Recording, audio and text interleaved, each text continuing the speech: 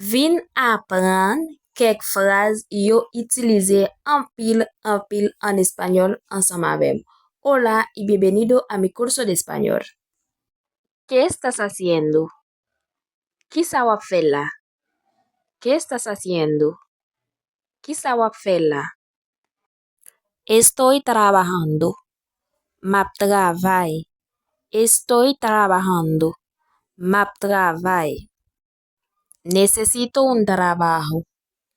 Moi besoin d'un travail. Necesito un trabajo. Moi besoin d'un travail.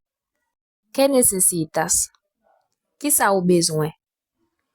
¿Qué necesitas? ¿Qué ça ou besoin? ¿A dónde vas? ¿Qué côté ou prale? ¿A dónde vas? ¿Qué côté ou prale? Voy a escuela. Moi pral l'école. Voy a escuela. Moi pral l'école. ¿Qué quieres hacer? ¿Qué ça ou vle faire? ¿Qué quieres hacer? ¿Qué ça ou vle faire? Quiero ir a la casa de mi abuela. Moi vle aller la kay gran mwen. Quiero ir a la casa de mi abuela. Moi vle aller la kay gran mwen. ¿Dónde está tu padre? Kote papa ou. ¿Dónde está tu padre? Kote papa ou. Mi padre está en la calle. Papa mwen nan la rue. Mi padre está en la calle. Papa mwen nan la rue. ¿Te puedo llamar más tarde?